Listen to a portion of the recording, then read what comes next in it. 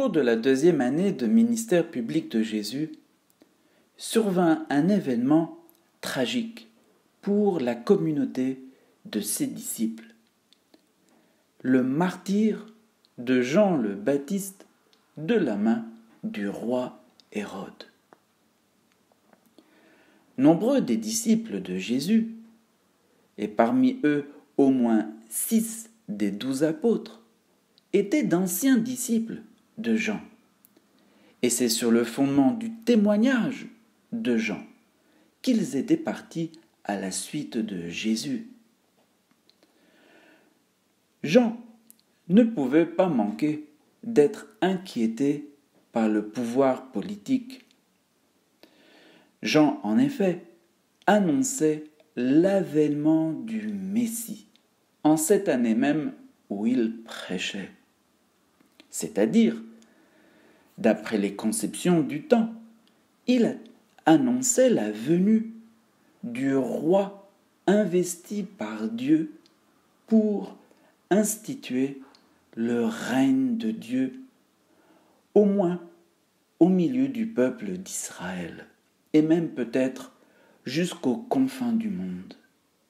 Le roi qui allait être capable d'instituer la justice et la paix, et surtout la véritable adoration du Dieu vivant.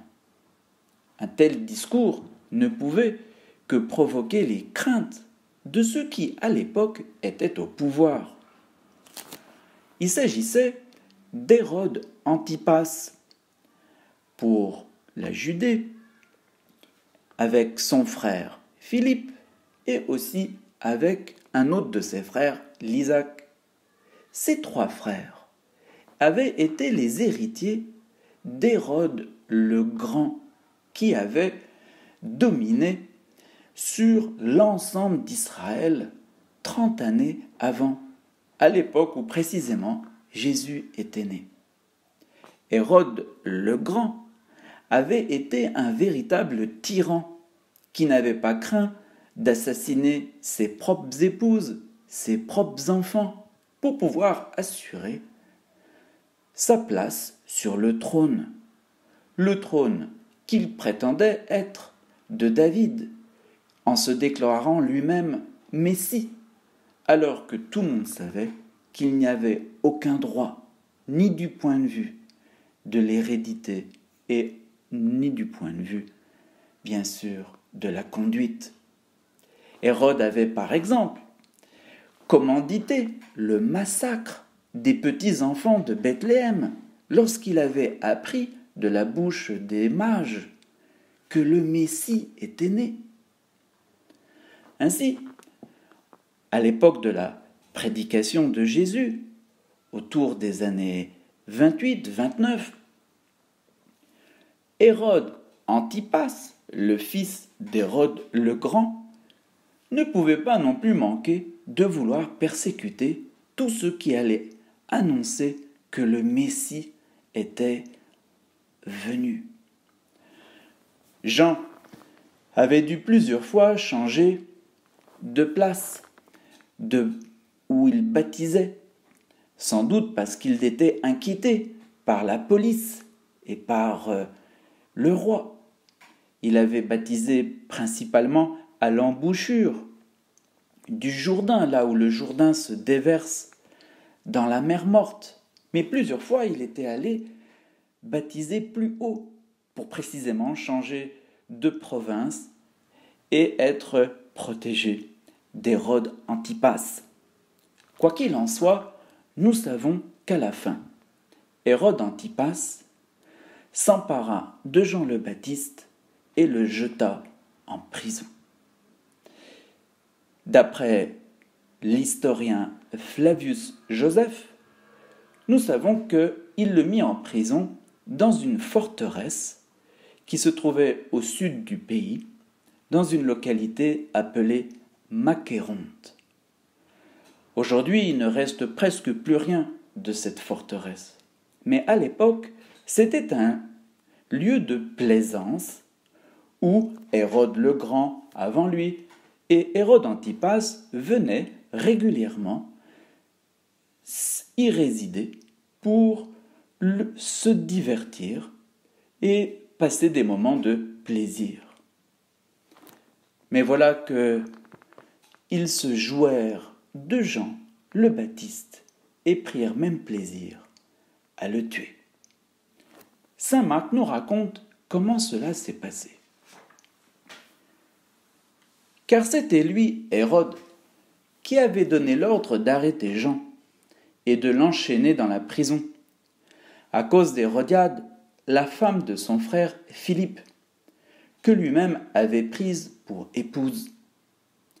En effet, Jean lui disait « Tu n'as pas le droit de prendre la femme de ton frère. » Hérodiade en voulait donc à Jean, et elle cherchait à le faire mourir.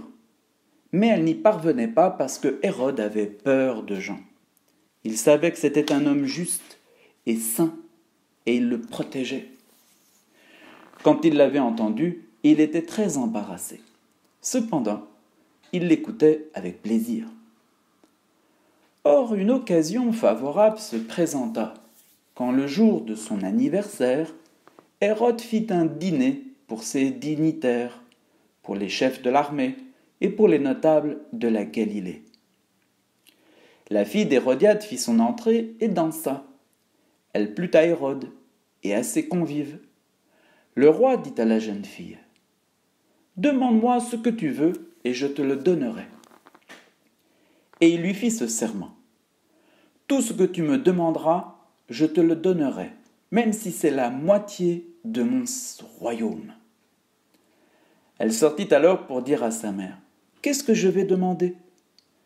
Hérodiade répondit « La tête de Jean, celui qui baptise. » Aussitôt la fille s'empressa de retourner auprès du roi et lui fit cette demande. « Je veux que tout de suite tu me donnes sur un plat la tête de Jean le Baptiste. » Le roi fut vivement contrarié, mais à cause du serment et des convives, il ne voulut pas lui opposer un refus.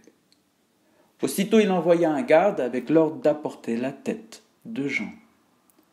Le garde s'en alla décapiter Jean dans la prison. Il apporta la tête sur un plat, la donna à la jeune fille, et la jeune fille la donna à sa mère. Ayant appris cela, les disciples de Jean vinrent prendre son corps et le déposèrent dans un tombeau. Voilà une histoire bien lamentable. Jean, évidemment, était aux antipodes de la vie qui se menait dans les palais royaux. Jean vivait de sobriété absolue. Il vivait au désert et sur le bord du Jourdain comme un ermite. Il proclamait le règne de Dieu de toutes ses forces, un règne qui bien sûr était pour lui plus précieux que toutes les richesses du monde. Toute sa vie, toutes ses attitudes étaient bien sûr à l'opposé de la vie de château. Et Hérode ne pouvait lui-même que se trouver bien embarrassé à avoir mis en prison un homme qu'il savait plus saint que lui.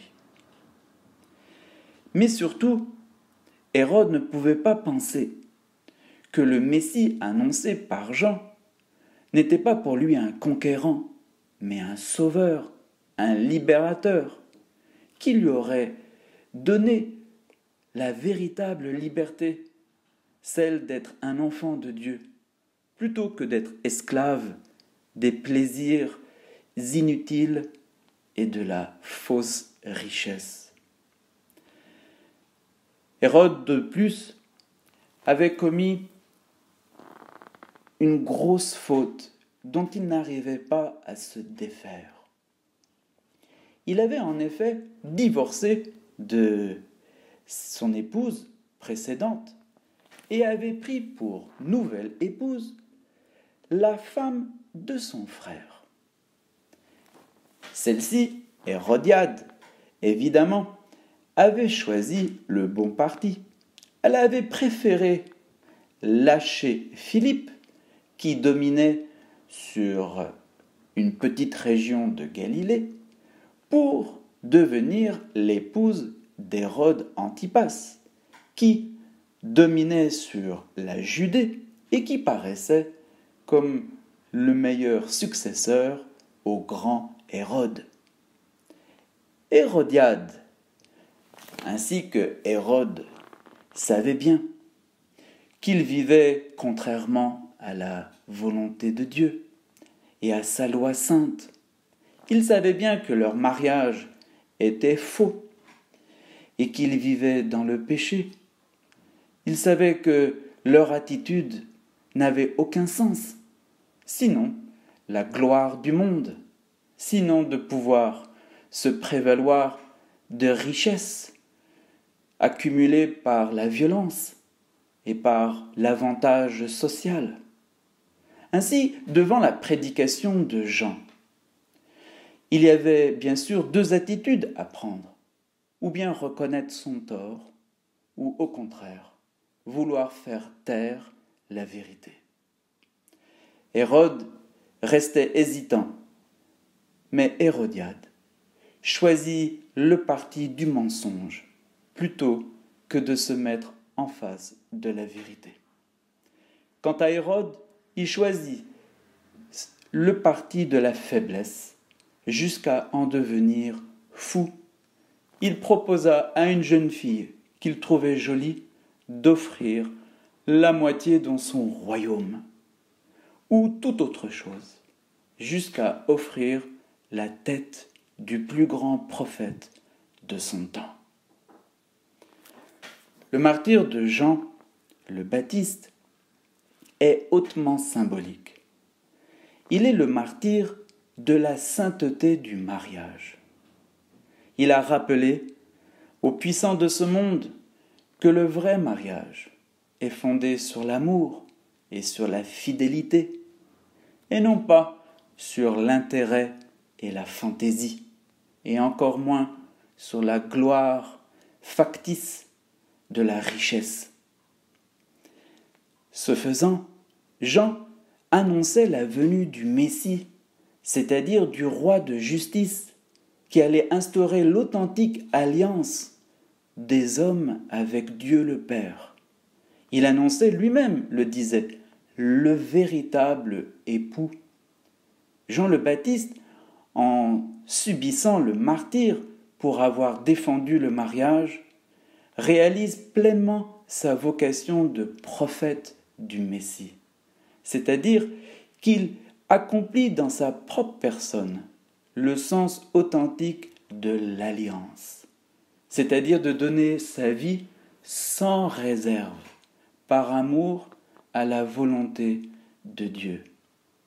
Non seulement à cette volonté qui s'exprime par des lois, telles que celle du mariage humain, mais surtout par l'alliance profonde que Dieu veut réaliser avec tous les hommes en s'unissant à nous à travers son Fils.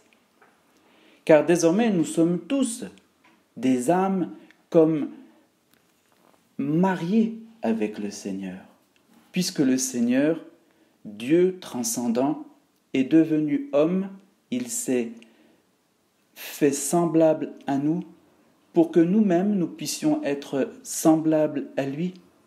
Il nous a donné sa divinité pour que nous puissions lui offrir notre humanité. La nouvelle alliance du véritable Messie est une alliance matrimoniale, au sens où désormais, comme de véritables époux, nous sommes un seul corps avec Dieu. Le Seigneur s'est uni à nous et nous nous sommes unis à lui. Jean, ainsi, en témoignant de la sainteté du mariage, rappelle que c'est l'amour de Dieu seul qui est la loi de la vie. En dehors de cet amour, tout est faux. Et l'amour, c'est l'union personnelle avec Dieu. Le Christ l'a accompli de manière définitive grâce à son incarnation. Et c'est à nous d'y entrer toujours davantage, et ainsi d'accomplir les véritables fiançailles de Dieu avec toute l'humanité.